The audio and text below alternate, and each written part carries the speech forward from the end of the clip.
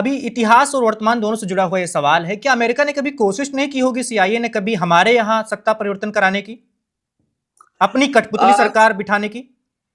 CIA ने, देखिए, CIA Bharat के पॉलिटिकल सिस्टम को इन्फ्लुएंस करने की कोशिश करता रहा है। हमारे साथ दो दो एम्बेसडर हैं, उनको इसके बारे में ज्यादा मालूम है। लेकिन देखिए, भारत का क्रिटिकल जो हमारी डेमोक्रेसी है, उसकी जो इनहेरेंट पावर है, आंतरिक जो शक्ति है डेमोक्रेसी की, वो बहुत ज्यादा है, वास्ट है। उत्तर से दक्षिण, पूरब से पश्चिम, करोड़ों मतदाताएं, अलग अलग विचारधारा।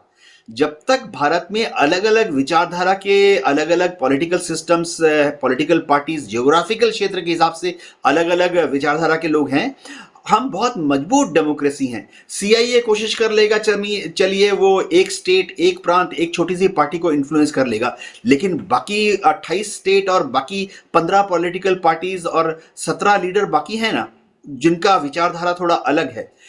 डेमोक्रेसी हमारी प्रिंसिपल पावर है, आंतरिक शक्ति है। सीआईए कितनी भी कोशिश, अभी देखिए जो वेनेजुएला में हुआ कल परसों, शायद उन्होंने वेनेजुएला के 5-6 पॉलिटिकल लीडरशिप को, शायद 3-4 टॉप जनरल्स को और शायद 1 या 2 इंटेलिजेंस टॉप ब्रास को उन्होंने रिझा लिया। भारत इतना वास्ट देश है कि ऐसी कार्रवाई सीआईए द्वारा भारत में संभव नहीं है। हाँ, सीआईए ने हमेशा छोटा मोटा इन्फ्लुएंस करने की कोशिश की है। वो कोशिश क्या करते हैं मैं बताता हूं। वो कोशिश करते हैं सीआईए इस तरह से कि एक पॉलिटिकल व्यवस्था भारत में आ जाए। वो टॉपल नहीं करते, वो सिर्फ ये कोशिश करते हैं कि पॉलिटिकल व्यवस्था भारत में ऐसी हो जाए जो कि अमेरिका के मोह माया में पड़ जाए। ठीक है, उसका मतलब ये नहीं कि वो सत्ता पलट कर रहे हैं। देखिए, मोदी जी के बारे में जो आज जो सुबह 7:30 बजे ट्वीट आया है, वो कितना महत्वपूर्ण है ये समझना पड़ेगा। डोनाल्ड ट्रंप ने कह दिया कि मोदी जी उनके मित्र हैं, वो मोदी जी से खुश हैं। ये अलग बात है कि एक छोटा सा विष भी इसके अंदर छुपा हुआ है कि उन्होंने कहा कि टैरिफ भी और बढ़ा सकते हैं। लेकिन डोनाल्ड ट्रंप ने बार बार यह कहा है कि वो भारत के पॉलिटिकल लीडरशिप के साथ हैं। सीआईए क्या भारत में कोई अंडरग्राउंड एक्टिविटी कर रहा है? कर रहा है। अजीत डोभाल सर के टेबल में हर रोज सुबह 9 बजे रिपोर्ट आती है। एम्बेसडर सज्जनहार यहां पर हैं हमारे साथ, उनको मालूम है कि सीआईए भारत में जो गतिविधियां करता है, हमें पता है, चाहे इंटेलिजेंस ब्यूरो हो, चाहे रॉ हो, चाहे मिलिट्री इंटेलिजेंस है, ये सारी रिपोर्ट छोटा सा रिपोर्ट बन के हर रोज सुबह एनएसए के टेबल पे सुबह 9 बजे पेश की जाती है। हमें चिंता की बात नहीं है अमेरिका से। जी चलिए, अब सज्जनहार सर के पास ही चलते हैं इसी सवाल के साथ। सर, जैसे अभी हम पड़ोस में देख रहे हैं, नेपाल हो गया, बांग्लादेश हो गया, हर जगह सत्ता का परिवर्तन हो या फिर बड़े स्तर पर आंदोलन हो, हम देख पा रहे हैं। अमेरिका क्या भारत में ऐसी कोशिशें नहीं करता होगा, जैसा कि सवाल मैंने किया था देवनाथ सर से? और क्या अतीत में कभी ऐसी कोशिशें हुई हैं जब कोल्ड वॉर चल रही थी, शीत युद्ध चल रहा था और एक खेमा बटा हुआ था, एक खेमा था अमेरिका का और एक खेमा था सोवियत यूनियन का? उस वक्त अगर हम सोवियत यूनियन की ओर थोड़ा बहुत झुकाव दिखा रहे थे, तो क्या अमेरिका को दिक्कत नहीं हो रही थी और हमारे यहां वो कोशिश नहीं कर रहा था कुछ?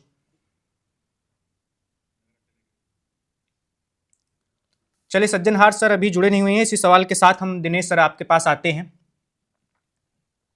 देखिए वैभव, दूसरे देश के इंटरनल अफेयर्स के अंदर देखा जाए तो लॉजिकली किसी भी कंट्री को मॉरली इंटरफेयर नहीं करना चाहिए, लेकिन जहां तक ये इंटेलिजेंस एजेंसीज का सवाल है, ये बाज नहीं आती।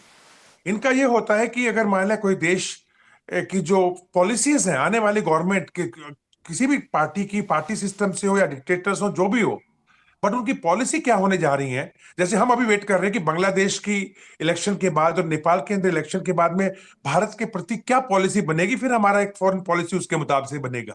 तो डेफिनेटली हम लोग भी चाहेंगे एक ऐसी चीज को इन्फ्लुएंस करना कि वो वहां पे बांग्लादेश हो चाहे नेपाल हो, वहां पे ऐसे लोग आए जो भारत के प्रति जो है वो पॉजिटिव रुख रखते हो, और हमारे लिए हमारे साथ में उनका जो आपस का नेबरहुड है या फिर जो रिलेशंस है आपस में एक दूसरे के साथ में, वो अच्छे बने और एक फ्रूटफुल हो दोनों के लिए। उसी प्रकार से जो स्पेशली जो सुपर पावर्स बोलते हैं अपने आप को, चाहे वो चाइना है, चाहे वो अमेरिका है, चाहे वो रशिया है, ऐसी कंट्रीज डेफिनेटली दूसरी कंट्रीज के अंदर इनकी जो इंटेलिजेंस एजेंसीज हैं वो इंटरफेयर करती हैं। हमने देखा था एक लाइव एग्जांपल, अभी जब इलेक्शन हुए थे डोनाल्ड ट्रंप के, तो पीपल वर सेइंग कि पुतिन जो है वो डोनाल्ड ट्रंप को इलेक्शंस के अंदर मदद कर रहा है। आई होप यू रिमेंबर कि वो न्यूज चली थी। जी तो जी बिल्कुल। इतने बड़े अमेरिका जैसे कंट्री के अंदर भी जहां इतनी सोफिस्टिकेशन है, जहां पे इतनी मॉडर्नाइजेशन है, वहां पे भी अगर ये इंटेलिजेंस एजेंसीज की शक हो जाता है कि ये लोग कुछ इंटरफेयर कर रहे हैं, तो लाजिम सी बात है कि ये दूसरे देशों के अंदर भी कर सकते हैं। लेकिन लॉजिक हमारा इंडिया के अंदर थोड़ा सा काम इनका इसलिए नहीं आता बिकॉज यहाँ का जो डायस्पोरा स्पोरा है, उसकी डाइवर्सिटी बहुत ज्यादा है। हमारी विविधता। लैंग्वेज की डाइवर्सिटी, हमारी लैंड की डाइवर्सिटी, हमारी डायस्पोरा की डाइवर्सिटी इतनी ज्यादा है कि उसको हरेक को इन्फ्लुएंस करना is not easy. That is why जो हमारा जो बेसिकली लोकतंत्र है, वो एक मजबूत और एक अच्छा लोकतंत्र है, पूरे विश्व का और सबसे बड़ा लोकतंत्र है। और इसके अंदर इंटरफेयर करना, मतलब आप पहले करते थे 60s में, 70s में, 80s में, जब मामला थोड़ा छोटा होता था, यूनिट पॉलिटिकल पार्टी भी गिनी चुनी हुआ करती थी, छोटे थे, नंबर भी छोटे लेकिन हुआ सर, करते थे। बट अब तो मेरे हिसाब से कि आई डोंट थिंक सो कि it's so easy for them. वो कोशिश तो वो करेंगे, उसके अंदर कोई दो राय नहीं होनी चाहिए। लेकिन इसमें एक वजह का यह भी नहीं है कि हमारे यहाँ सैन्य अनुशासन कुछ ज्यादा है। जैसे पड़ोस में ले लें तो पाकिस्तान में, वहां राजनीतिक रूप से तख्तापलट ना हो, सैन्य तख्तापलट हो जाता है सेना के जरिए। हमारे यहाँ कभी ऐसा नहीं हुआ। क्या एक वजह यह भी है? देखिए वैभव, हमारी जो सेना का स्ट्रक्चर है, ढांचा है, इसकी जो ट्रेनिंग है, वो इतनी स्ट्रांग है, इतनी मजबूत है कि इस तरह की जो जो हमारा लोकतंत्र है, उसकी वो रक्षा करने के हिसाब से एक ढांचा बना है, हमारा ट्रेनिंग बनी हुई है, ना कि जो पाकिस्तान के अंदर होता है। तो लिहाजा डेफिनेटली हमारी डिफेंस फोर्सेस जो है, they are devoted to the democracy, they are क्योंकि basically devoted to the democracy. So उसी हिसाब से हम लोग काम करते हैं, हमारा ढांचा वैसा ही है, हमारी ट्रेनिंग्स वैसी हैं, और वो हमारा पाकिस्तान वाला हिसाब किताब नहीं हो सकता। और ये अभी नहीं है, 75 ईयर्स, 78 ईयर्स आगे आने वाले सालों में भी आप देख लीजिएगा, भगवान ना करे, बट भारत के अंदर नहीं लगता कि इस ढांचे के अंदर ज्यादा छेड़छाड़ ना की गई हो। तभी आपने देखा था कि जब अग्निवीर का चक्कर चला था, तो काफी फौजियों ने काफी आवाजें उठाई थी कि स्ट्रक्चर को मत डिस्टर्ब करें, बिकॉज इसके लॉन्ग लास्टिंग कुछ इफेक्ट हो सकते हैं। जिस ढांचे ने आपको 48 हो, चाहे 62 की लड़ाई हो, 71 हो, कारगिल हो, आपको हर जगह पे सब कुछ जीत के दिया, ऐसे ढांचे को डिस्टर्ब नहीं करना चाहिए, और ऐसे ढांचे को मजबूत करना चाहिए डिस्टर्ब करने के बजाय, सो दैट बिल्कुल it is good for our country. जी यही यही सवाल देवनाथ सर से भी करता हूं। छोटा सा सवाल सर, छोटा सा आप जवाब भी दीजिएगा कि अभी जो हम अपनी लोकतांत्रिक मजबूती की बात कर रहे थे, उसकी एक बड़ी वजह सैन्य अनुशासन भी है या नहीं?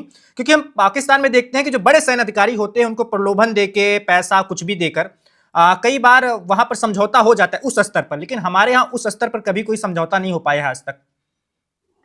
वैभव जी, इंडियन आर्मी जो है, एयरफोर्स और नेवी, इनमें एक खास बात यह है कि हम कभी भी पॉलिटिकल झुकाव नहीं हुआ। हम लोग ना इस पार्टी के साथ ना उस पार्टी के साथ, हम लोग कभी भी ना इस विचारधारा के साथ ना उस विचारधारा के साथ। छोटा सा जवाब देता हूं। भारत में आज समझिए, एक उदाहरण देता हूं कि कोई ऐसी पार्टी पावर में आ जाती है डेमोक्रेट से, जो हम सोच नहीं सकते, फिर भी इंडियन आर्मी न्यूट्रल रहेगी। इंडियन आर्मी जो है हमेशा राष्ट्रपति की तरफ देखेगी। मिनिस्ट्री ऑफ डिफेंस से, डिफेंस सेक्रेटरी से साइन किया हुआ जो ऑर्डर है उसको फॉलो करेगी। हमारी आर्मी के टॉप ब्रास जो है हमेशा इस चीज पे यकीन करते हैं कि हम ही झंडे हुए हैं।